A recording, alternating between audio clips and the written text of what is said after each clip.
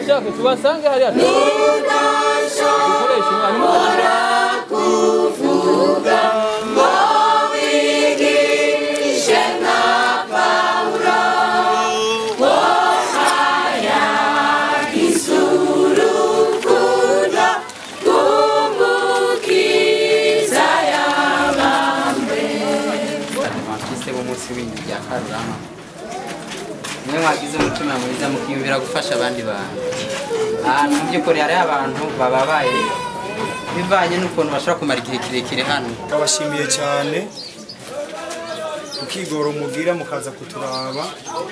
Hariho benshi ngaha tubona batuzana ngaha tutazi ibyo tuzira, cyangwa ukaza ngaha nta muntu n'umwe gukurikiranira dosiye. Ewe ijwi ry'ugwaruka ntawe utokumviriza. Wavreb ijwi ry'ugwaruka FM.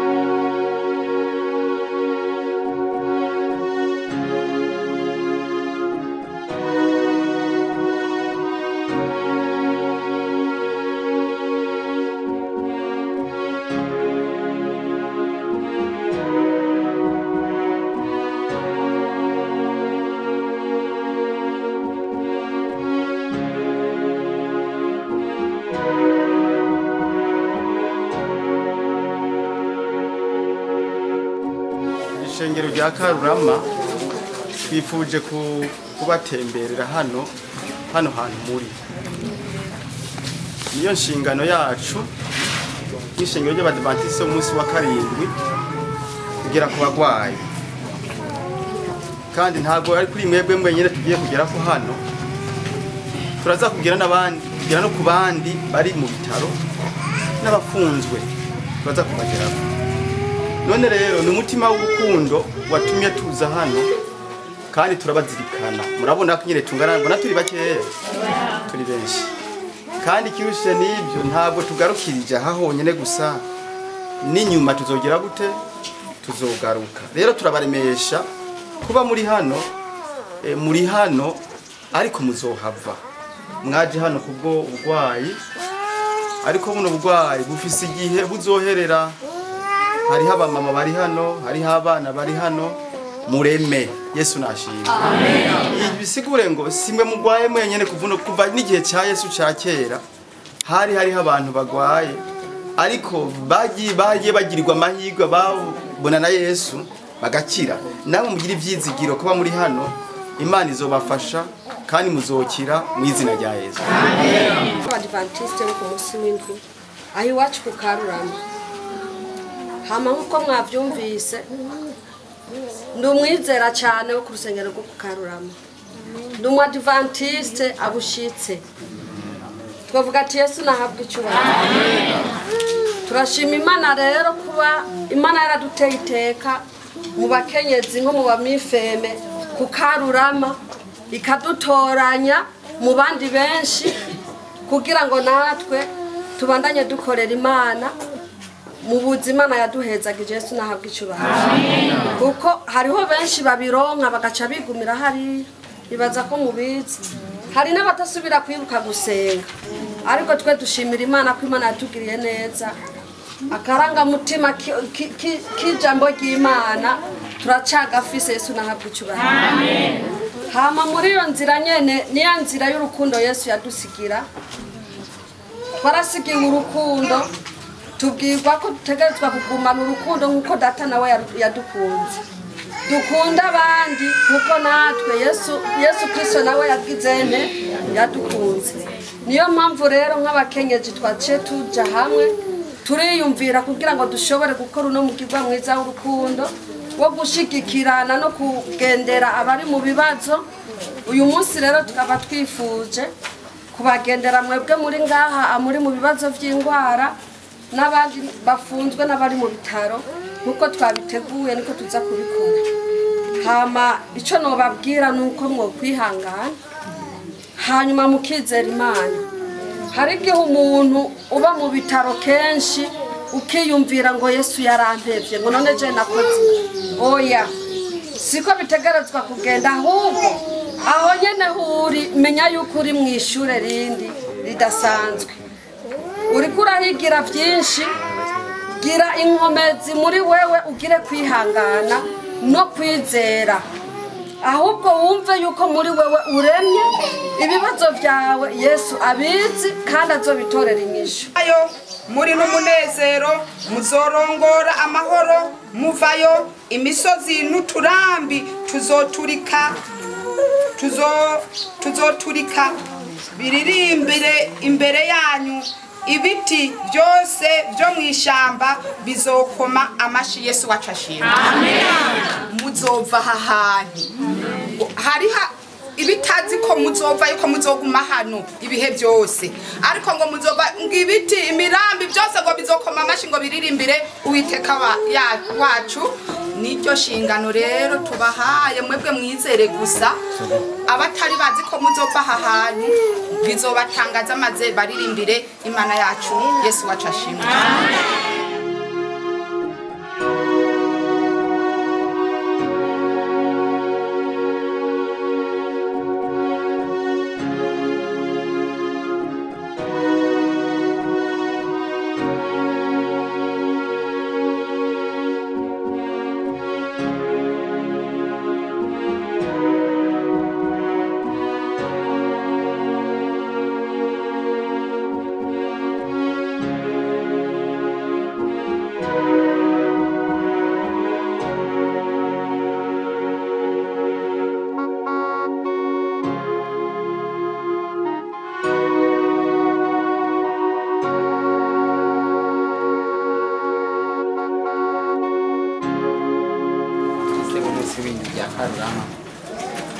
mwe mwagize umutima mwiza mukiyumvira gufasha abandi bantu. Ahantu mu by'ukuri hari abantu bababaye bivanye n'ukuntu bashobora kumara igihe kirekire hano kubera ubugwayi bwabo, ugasanga umuntu amaze nk'amezi 3 nta muntu amugera ko adashoboye no gukorera amafaranga. Urumva ko baca bagira ubuzima bubi, na cyane cyane mu gihe muzi ko biba bitoroshe. Rero mwebwe mwiyumvire ko mwofasha abantu nk'abo, twagira tubashimire mu izina ry'uburongozi bw'ikigo no mu izina ry'abagwayi mwagendeye, no kuri uwo mutima muzobuhorana.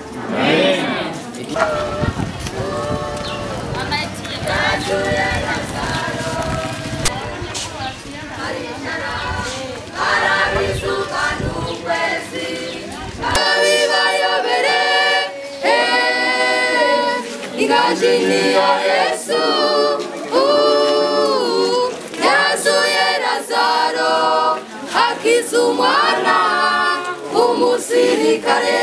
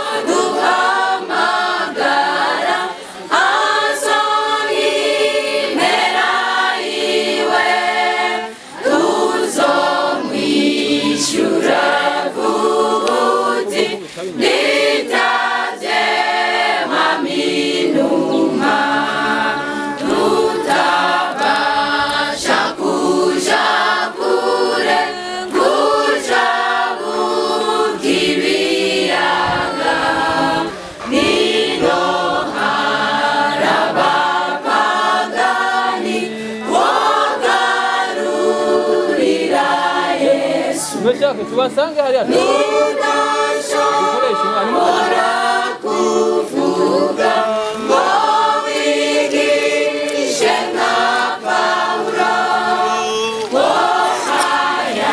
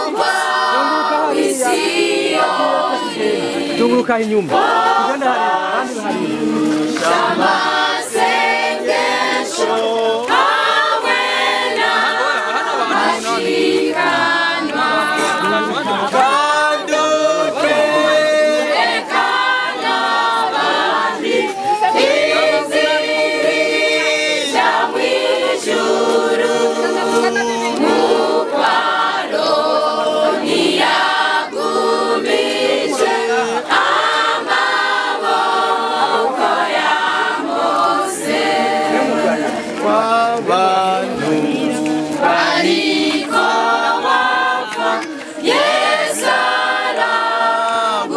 aragutabaza suze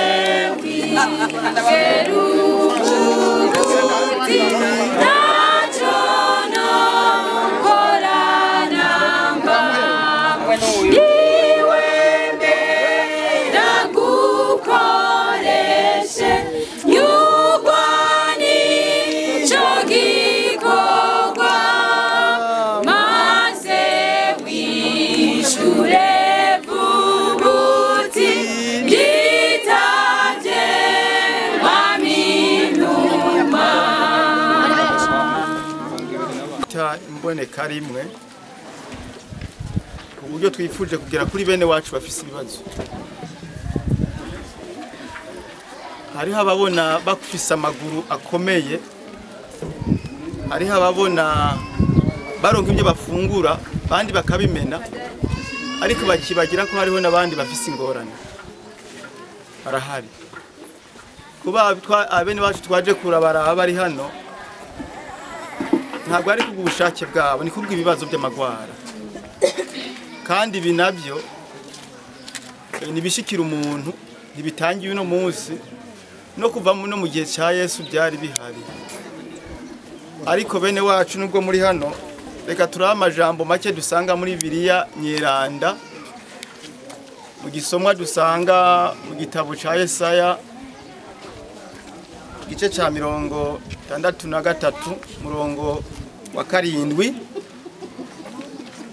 ahari umutwe w'ijambo uvuga ngo ugusenga kwa Abisirayeli gusenga kw'abandi Abisirayeli bari hangaye Imana yatoranije bagiye baca mu bihe bikomeye hamwe bagakora ibibi ariko bahindukira Imana ikumviriza ugusenga kwabo bisigure ngo kuba namwe muri hano igihe muzohindukiriza ibyiyumviro byacu mukamenya ko ntahandi agakiza tukaronkera atari muri Kristo Yesu wenyene gusa niwe mutabazi dufise niwe azi ubugingo bwacu kuva mu ntango gushika mu iherezo bagwaye muri hano mwizere muzokira Yesu nashimye none rero ngo igice cya 7 kiravuga ngo nzokwamamaza ukugira neza kuhoraho nishimwe giyiwe nkuko ivyo uhoraho yatugiriye byose bingana Yesu nashimye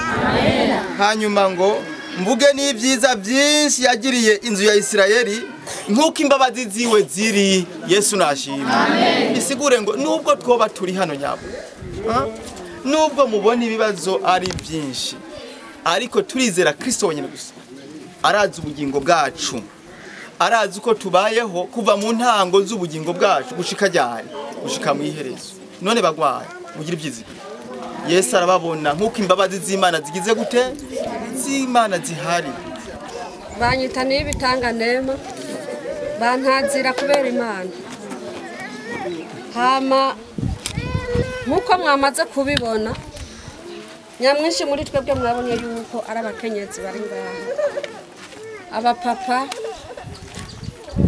badushigikiye mu gikorwa cyiza cy'abakenyezi twiyumviriye gukora ku rusengero iwacu ngeze hajya hari abantu numvise bariko barabaza ngo abone bande turabadivantiste bo ku munsi w'indwi ishengero ryo ku Karurama hama umugwi w'abakenyezi twariyumviriye gukora kino gikorwa cyo gushigikirana cy'urukundo nkuko data bidusezeraniye ko dutegerezwa gukundana nkuko nawe yadukunze mu majambo make rero sinorirwa ndavuga byinshi umuvyeyi wacu pasiteri ngahejeje kubitubwira ni ukubaremesha urashobora kuba uri mu bitaro hakaza umuntu akakubwira ngo va mu bitaro uje mu bafumu none ibyo ntibishika ibyo rero byose byo nobahanura uri mu bibazo by'amagwara niwizere imana yo mu ijuru kandi usenge ibiba byose biba ku mugambi w'Imana siko ibiba byose biba ku mugambi w'Imana niyo mpamvu rero nukuri naho tutama twaje ngaha kenshi turabasengera iyo dusenga kenshi turabasengera nimwihebure ngo mwiganyire Yesu arabazi kandi ibibazo mufise bizohera n'abagwayi mugwaje bazokira Yesu nahabwa icubahiro murakoze rero ahabwa icubahiro reka dushimire Imana itwemereye kuba twogera muri ano masaha turi muri iki kigo cy'ivuriro Yesu wacu nashimwe cyane reka dufise ijambo ry'ihumure tubwira mwebwe abagwaye n'abagwaza ko Yesu vuba agiye kubakiza agiye kubatabara mwebwe mugira ukwizera gusa konyene nimwagira ukwizera vubaha Yesu agiye kubatabara Yesu wacu ashimwe cyane Yesu nashimwe amen reka dusabe aba muganga atwereke abo tugomba gufasha nyabuna duke twaronse mutwakire gutyo kandi turabazirikana no mu nyuma tuzogaruka naho woterwa n'impagarara uzogarukirwa na rutare iyo urembejwe n'inzara dukomere kuri Kristo rutare niwe rutare twisunga ikihangana tuzoba amahoro hamoyo bereza kuri ubu nawe wagiye kubera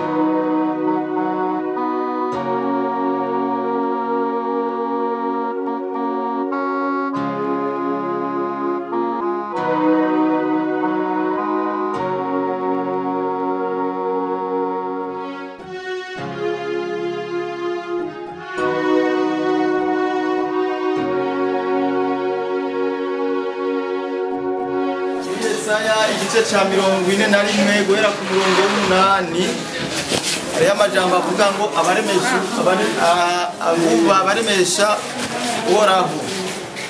Hari amajambo aturemesha atubwira ngo naho tuba turi mu bibazo, naho tuba tufise ingorane zingana gute, dushira ibyizigiro kuri Yesu wenyene gusa. N'amajambo y'ihumure atubwira ngo ntutinye kuko ndi kumwe nawe, ntukihebure kuko ndi Imana yawe, nzogukomeza, nzogutabara, nzokuramiza n'ukuboko kw'uburyo buguruka kwanje. Igihe abakurakiye bose azoteterwa amaramare, bagutonganya bazocika ubusa barandike. Kuko jewe Uhoraho Imana yawe nzogufata ukuboko kw'iburyo nkubwire nti ntutinye ndagira gute? Ndagutabara. Yesu nashimye. None rero reka dushime Imana cyane, reka dushime Imana kuko iko birakoreka byose, ntabwo ari kubuza umwana w'umuntu. Imana yacu umwanya wari wose muzokuva hano hantu gusa mushime Imana.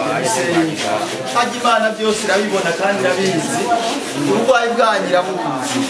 Nta kintu na kimwe kinanira Imana, kuko Imana yacu ni Imana y'Inyabushobozi, ni Imana yumva ugutakamba kw'abana bayo, ni Imana yumva amasengesho yacu, kandi iyo byose dusenga Imana yagira gute? Iratwumva. Bagwaye iwacu mugire ukwizera Imana irababona cyane. Hanyuma musigane n'amahoro y'Imana, Imana ibakomeze. Hama turakomeza turabasengera kuko Imana yacu ni Imana yumva kandi Imana yishurira ku gihe kigize gute? Kigeze. Wamutwitwararika ku murango no mw'ijoro. Niwe wemeye ko tugera muri bino bitaro bya Cibitoki. Ndagusaba ngo bano bamama bagize uno mutima ubahezagire, kandi Mwami ubongerezaho bakuye kugira ngo tugere no mu bindi bibanza, mukuri kw'ijambo ryawe kumenyekane. Yesu muhabwe icubahiro. Reka dusabe ngo ibyo ugomba bari byo biza kuba mu izina rya Yesu.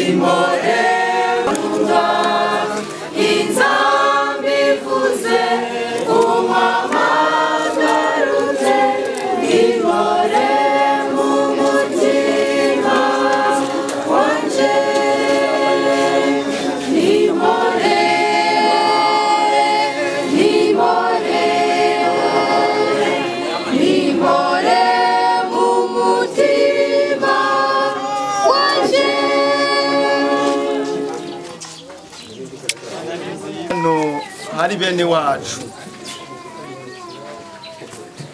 kandi kuba turi hano ni kugira ngo tubaremeshe, tubahe n'ibyizigiro. Bene wacu kuba muri hano muzohava. Umuntu wese afise igihe ciwe. Hanyuma ishengero intara avuga butumwa ya Cibitoki kw'ishengero rya Karurama, ishengero ry'Abadiventiste umunsi wa 7. Uyu munsi watubereye umunsi w'umugisha kugira ngo tugere kuri bene wacu mwebwe muri hano. Bavuye mu bitaro mu Cibitoki, kuri hopitale, none bibaye ngombwa ko tuza hano naho munkundire amajambo make ngira ngo nkoresha aciye muri Bibiliya tuyasangirire hamwe. Zaburi ya 86 hariho amajambo avuga ngo ugusenga kwa Dawidi ariko arasenga, yaranditse ati uhoraho ntegera ugutwi unyishure kuko ndi umugorwa ndi umukene, ziga mu bugingo bwanje kuko ndi umukunzi wawe, ewe mana yanje kiza musabyi wawe akwizigira. Yesu nashimye. Amen. Ngirira ikigongwe mwami kuko ari we ntakambira umusukira.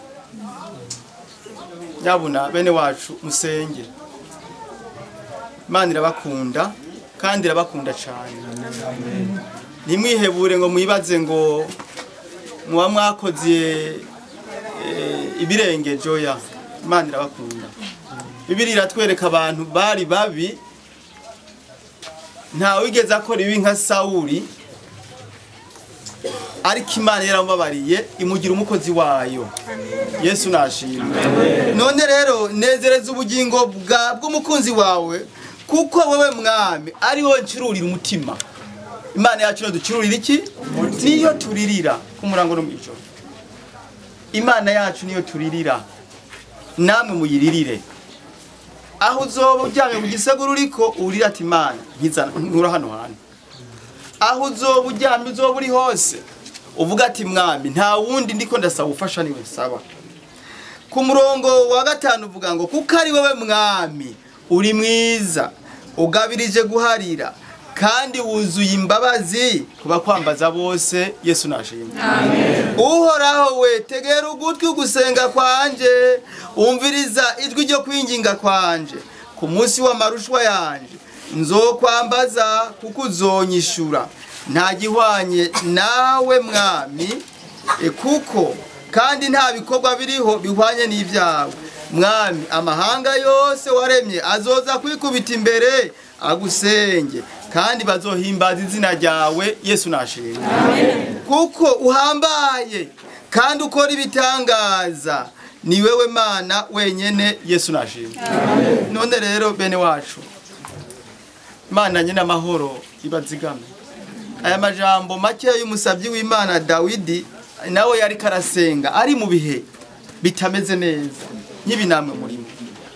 Mushobora gusuhuza umutima, mushobora kuganya mukibaza ati mbega jewe bizogenda. Oya reka kuganya kuko nta handi turonkera gakiza muri inosi atari muri Yesu wenyene gusa. Rero Imana nyene amahoro ituzigame. Rero Imana yo mwijuru dutahuze amajambo make tumaze kwiga mu izina rya Yesu. Amen. Abo twazananye nk'abashitsi ubagira ico bavuze. Mana yacu uri mwijuru, Mana igira neza, wewe uzi ubugingo bw'abahungu n'abakobwa bawe bari muri bino bibanza. Ndakwinginze Mana yacu uri mwijuru, wewe tugutakambira ukatwumva, wumva gutakamba kwacu kandi ugire neza bano bahungu bari hano uzobukoze. Ndagusaba ndakwinginga wa Mana uri mwijuru utamara amazi kandi uratetereza ngo uzubane nacu, kandi twakubwo umutima w'urukundo twaje kugendera bano bahungu bawe tubazaniye udufungurwa dukeya mwami. Ndakwinginze ngo batwakirane n'umutima ukunze uzobukoze.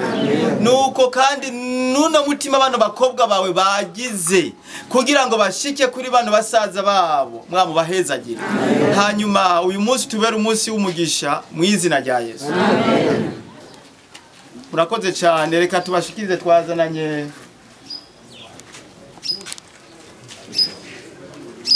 na honorable hano yaje herekeje amubona n'abakenyezi bo kwishengero ry'abadivantisi umunsi wa 7 rya Karurama.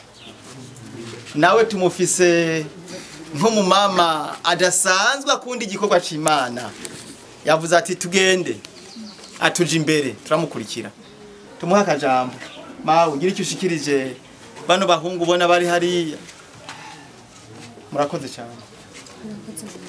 Yesu ashimwe. Amen. Mwamaze kuvyumva cyende umushinga amateka wahanye ni wacu mu ntara komine Rugombo.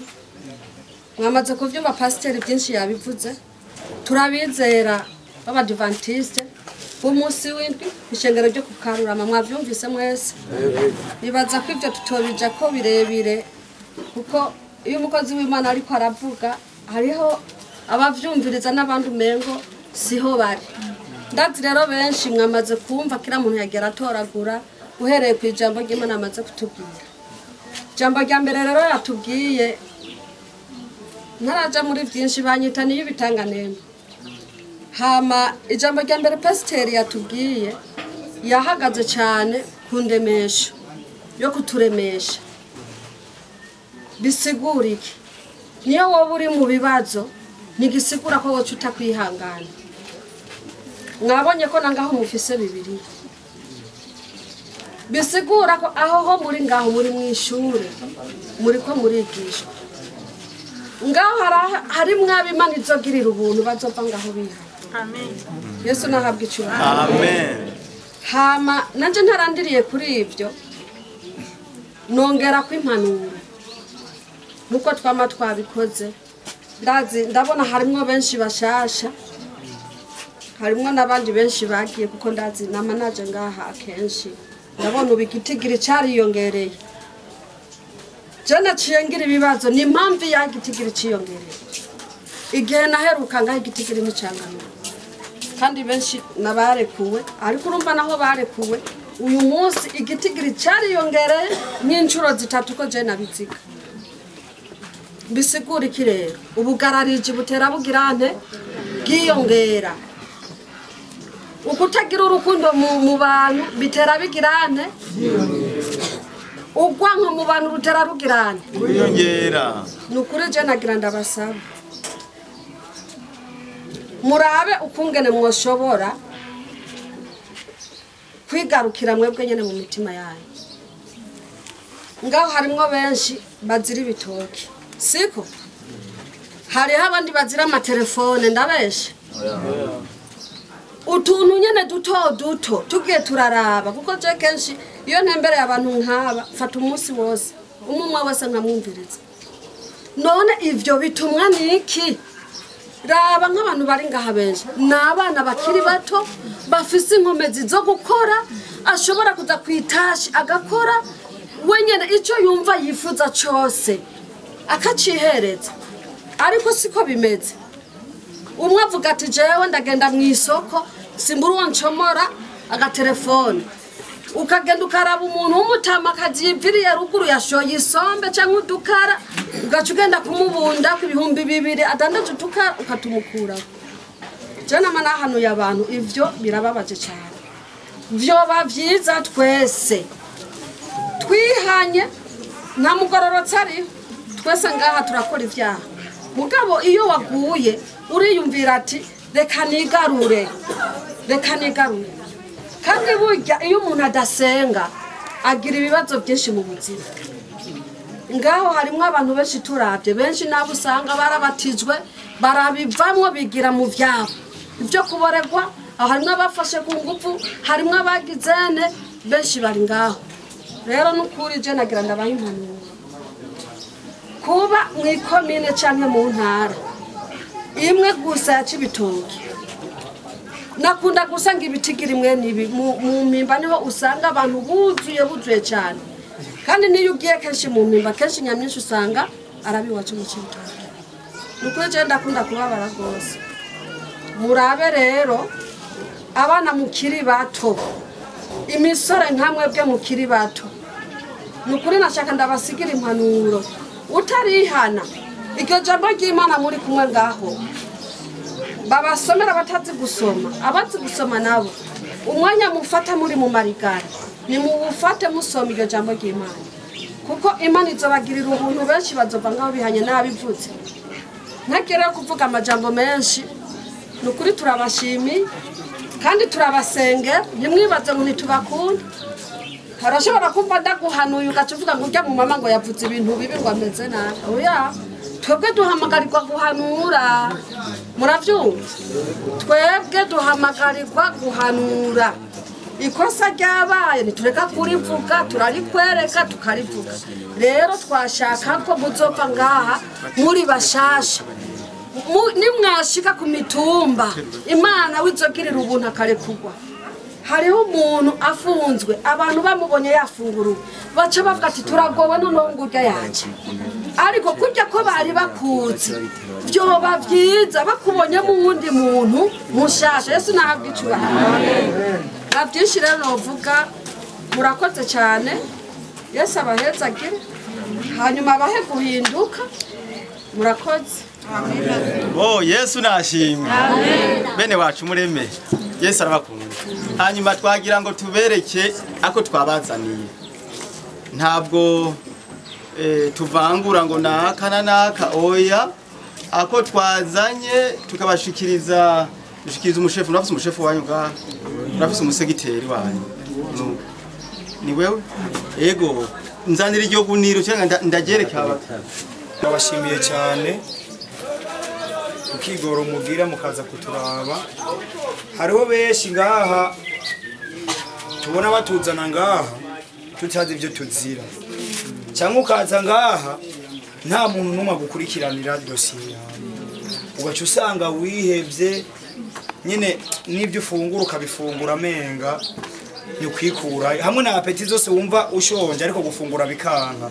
bivanye nuko nta muntu agakurikirana dosiye yawe ntabwo uzi ikintu kigufunze ibyo byose turabashimira cyane ko muza kuturemesha Imana ibahezagire amen kandi ikindi ni ukuri hamwe iminsi ukuntu hari hameze wasanga stoke yuzuye injya hariya ndani ariko ubu nyene ni bimwe byo kuronka bwo fungura no munsi nyine abasenza bagira neza nibo twe badutunze ngaha kuko hatabayemwe abasenzi twebwe usanga wumva ati babaze bahambe nk'abantu babiri canke batatu bivanye nuko twe dutunzwe n'abasenzi hamikini naco barashobora kugura twebwe ko gufungura ngaha dufungura ku mahera bere data twebwe tuje tuzanye hariho nk'abaza bati hafise none woca umwica uramubwira ati wewe icara hariya ariko ikizoza kiboneka tuza tugisangira ariko ntabwo tuzoza tunganya je narishe za turaba ukuntu tugira kugira nawe ukore ku muntu